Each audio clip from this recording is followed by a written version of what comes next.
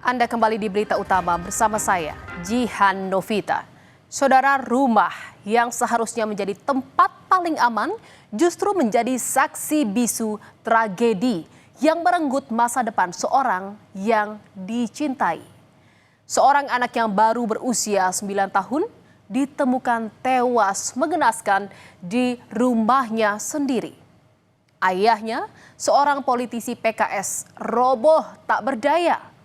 Kasus ini pun menjadi tanda tanya besar banyak pihak.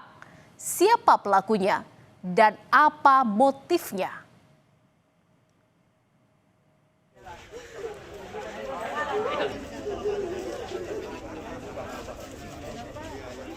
Kabar duka pun menyebar, saudara. Isak tangis kerabat dan keluarga pecah saat berada di rumah duka. Salah seorang kerabat sampai pingsan karena tak sanggup menahan kesedihan akibat kepergian korban untuk selamanya. Korban merupakan anak ketiga dari anggota Dewan Pakar Partai Keadilan Sejahtera Kota Cilegon.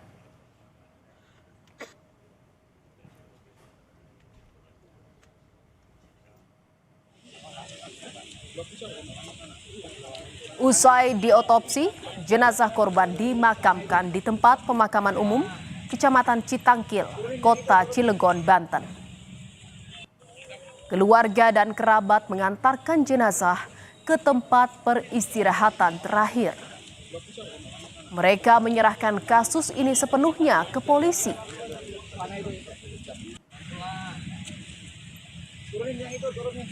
Terkait dengan kejadian ini kita silakan percayakan kepada teman-teman dari polisi. Tapi dari BKS sendiri siapa pengawal ya Pak ya? Bisa kita menyerahkan ke pihak kepolisian supaya lebih tidak ada intervensi apapun. Nanti kita doakan semoga semuanya lancar dan pelakunya ditemukan dan diberi hukuman sesuai dengan ketentuan undang-undang. Saudara, peristiwa tewasnya bocah berusia 9 tahun terjadi pada Selasa 16 Desember 2025 lalu. Saat itu, sekitar pukul 14.20 waktu Indonesia Barat, ayah korban yang juga merupakan politisi PKS, Maman Suherman, menerima telepon dari anak keduanya. Dan saudara, di telepon itu sang anak meminta pertolongan kepada ayahnya. Mendapat kabar tersebut, Maman langsung meninggalkan tempat kerjanya di wilayah Ciwandan dan bergegas pulang ke rumahnya di Kota Cilegon. Dan saudara, sesampainya di rumah, ia mendapati kondisi anaknya sudah tergeletak di kamarnya dengan kondisi mengenaskan. Selanjutnya, saudara, korban dibawa ke rumah sakit Betsaida Kota Cilegon, namun dinyatakan meninggal dunia. Saudara, polisi melakukan penyelidikan. Dari hasil olah TKP terungkap fakta baru. Tewasnya korban bukan disebabkan aksi perampokan, melainkan murni pembunuhan. Polisi menegaskan tidak ada barang milik korban maupun keluarganya yang hilang saat kejadian.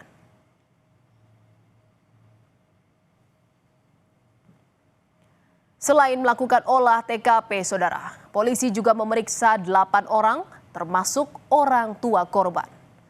Pemeriksaan dilakukan untuk mencari siapa pelaku pembunuhan.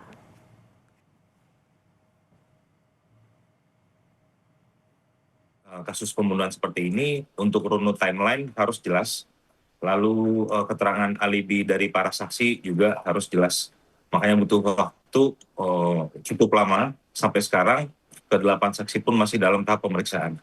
Dugaan sementara untuk kasus ini itu dugaan pembunuhan.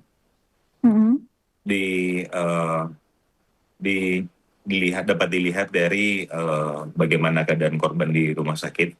Makanya sudah dari Polres Cilegon sudah membuat LP yang mencantumkan dugaan terhadap kasus pembunuhan, jadi bukan perampokan. Peristiwa ini menjadi tanda tanya besar bagi banyak pihak termasuk warga sekitar. Lantaran ayah korban yang merupakan politisi PKS dikenal ramah dan sering berinteraksi dengan warga. Petugas keamanan sekitar pun mendapat informasi bahwa asisten rumah tangga di rumah tersebut sudah pulang saat siang hari atau sebelum kejadian. Katanya itu pembantunya ada yang pulang jam 11, yang satu katanya orang itu ya. Itu ada yang satunya jam 2 gitu.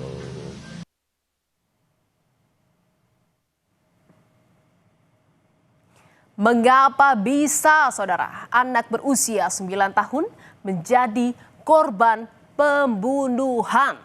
Psikolog forensik Reza Indragiri menilai korban bukan target utama pelaku. Menurut Reza, pelaku mungkin mengincar kerabat dari korban seperti orang tua. Pelaku mengincar pihak lain yang punya keterkaitan dengan korban, misalnya orang tua korban.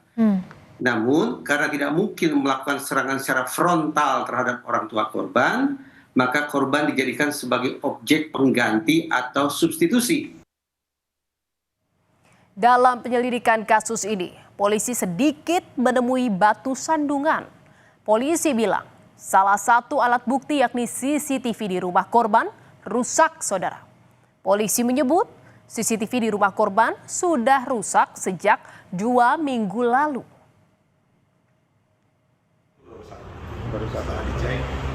Tapi di rumah sendiri ada security pribadi nggak tuh? Tidak ada security pribadi. Jadi pada saat kejadian itu hanya ada 2 orang, antara adik yaitu korbannya bersama kakaknya.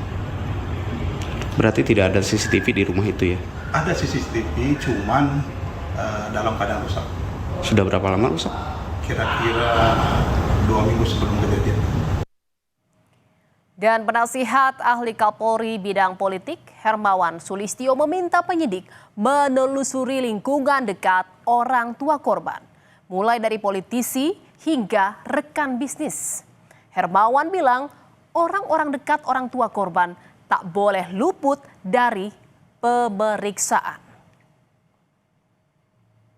Harus ada dugaan ke arah sana. Jadi nih cara bekerjanya kan semua, misalnya ada 10 orang dari lingkungan profesional, ayahnya dari lingkungan bisnis gitu. Lalu teman-teman korban juga tidak boleh dikecualikan. Jadi teman-teman korban harus ditelusuri, diselidiki.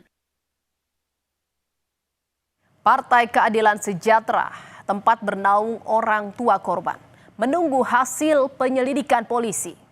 PKS tak ingin berspekulasi jika kematian korban berkaitan dengan isu politik.